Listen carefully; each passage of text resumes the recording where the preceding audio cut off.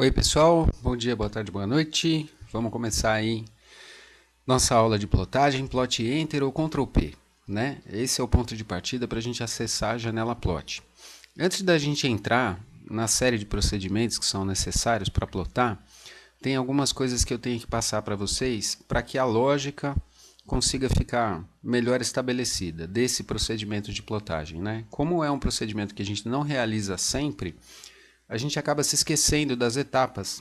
Então, eu gostaria de começar apresentando quais são essas etapas, quais são os procedimentos que a gente faz no momento em que a gente vai plotar, né? A primeira etapa é essa, a gente vai selecionar a nossa printer ou a nossa plotter, né? A diferença da printer para a plotter é que a printer é a impressora de pequenos formatos e a plotter é a impressora de grandes formatos. Nossa segunda etapa vai ser definir o tamanho da folha, o tamanho da prancha, né? Paper size, size em inglês quer dizer tamanho.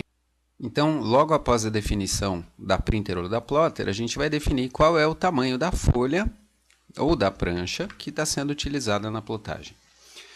Para a gente falar de folha ou prancha, é importante a gente falar um pouquinho sobre as dimensões, né?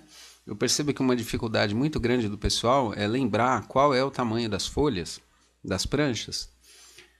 A gente acaba se esquecendo. Eu por muito tempo tive uma tabela guardada, sabe, que eu precisava ficar olhando e tal. Então eu me deparei numa dessas pesquisas com essa dica aí excepcional que vai ajudar vocês a se lembrar sempre. Qual que é a lógica da dica, né? A gente tem que saber o tamanho do A4, que é 210 por 297. Esse a gente sempre sabe. Os outros é que a gente não sabe. Então, qual o procedimento que você vai adotar? O maior valor, no caso 297 do A4, vai ser repetido como o menor valor do A3. Tá? Então, esse número simplesmente se repete. Agora, a gente vai pegar o 210 e vai multiplicar ele por 2, ó, resultando em 420. Moral da história. O maior valor a gente repete como o menor valor e o menor valor a gente multiplica por 2 e ele passa a ser o maior valor, né? Seguindo essa ideia de procedimento, 420 do A3 vai como o menor valor do A2, o 297 é multiplicado por 2, resultando 594. 594 vai para o menor valor do A1, 420 vai ser duplicado, resultando em 840. 840 vai para o menor valor do A0, e o 594 vai ser multiplicado por 2, resultando em 1188. Né? Então, é um procedimento bastante simples, onde o maior valor vira o menor valor e o menor valor duplicado vira o maior valor da próxima prancha. Essa regra é bem interessante porque ela permite que a gente consiga se lembrar de quais são esses tamanhos de pranchas. Né? Tem apenas algumas particularidades que são as seguintes. Ó. O 840 vai virar 841 e o 1188 vai virar 1189. Então, nós estamos adicionando 1 milímetro nessas duas medidas aí. Por que a gente está fazendo isso, pessoal? Eu não sei se vocês sabem disso, mas o tamanho da prancha zero ele equivale, né, à área de 1 metro quadrado. Então, eu calculei as áreas aqui, estou mostrando para vocês quais são. Vocês conseguem observar lá no A0 uma área de 0,999, ou seja, é 1 metro quadrado. Né? Simplificando aí, trazendo para metro quadrado, arredondando valores, o que a gente tem? A gente tem 1 metro quadrado no A0, meio metro quadrado no A1, 1/4 de metro quadrado no A2 e assim por diante. Seguindo então, como no AutoCAD a gente desenha em metros, né, e a gente vai provavelmente inserir as nossas folhas com esse tamanho em metros, então apresenta essa tabela onde os valores das dimensões aí desses papéis e pranchas simplesmente são divididos por 1000, né, de milímetros para metros. Então, se eu quero fazer uma folha 4, eu vou usar ponto 21 por ponto 297. Se eu quiser fazer uma folha 3, eu vou usar ponto 297 por ponto 42. E assim por diante. Recapitulando então. Etapa 1, vamos definir a printer ou a plotter. Etapa 2, qual é o tamanho da folha ou da prancha que a gente vai usar? Paper size, size em inglês é o tamanho. Na etapa 3, a gente seleciona o que será plotado. Por quê? Porque quando nós desenhamos no Model, a gente desenha de acordo com o raciocínio que é a facilidade de produzir esses desenhos. Esse raciocínio não necessariamente vem de encontro ao raciocínio da composição de desenhos que vai criar essa prancha de impressão.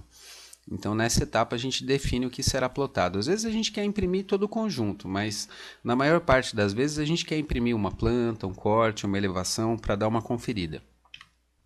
Na etapa 4, a gente vai definir a escala. né? É 1 para 100, é 1 para 50, são detalhes de ampliação, 1 para 25, 1 para 20, 1 para 10, né? Então, ou não, em projetos maiores de urbanismo, 1 para 500, 1 para 1000, 1 para 250. Feita então a definição da escala, a gente vai para o estilo de plotagem, onde a gente vai definir, né, que cores que essas linhas vão ser impressas e que espessura que essas linhas vão ter no momento em que elas forem impressas. Lembrando que a plotagem não é necessariamente uma impressão para o papel, né? A gente pode imprimir para um arquivo, no caso um arquivo PDF, por exemplo. Nem toda plotagem se destina necessariamente ao papel, né? A ideia de trabalhar com os arquivos é que a gente possa economizar papel, dar uma verificada se está tudo em ordem, para depois só no final encaminhar isso aí para papel. Chegamos então na janela Plot, né? De acordo com essas 5 etapas que foram apresentadas, ó, esse é o campo onde a gente define a printer ou a plotter, esse é o campo onde a gente define o paper size, que é o tamanho do papel. Aqui a gente vai definir o que será plotado, o ato plot. Esse é o campo onde a gente ajusta a escala, que é o plot scale. E essa é a área onde a gente vai definir qual é, né, o estilo que a gente vai ter aí na plotagem, ou seja, quais cores de layers correspondem, né, a quais cores de linha na impressão e qual é a espessura dessas linhas. Tá? Esse é o plot style. A janela plot ela é aberta de uma forma reduzida, então toda vez que você abrir a janela plot e você não enxergar essa área, que é uma extensão da janela à direita, lembra sempre que quem dá acesso a essa área é um botãozinho pequenininho que está lá no canto com uma flechinha dentro.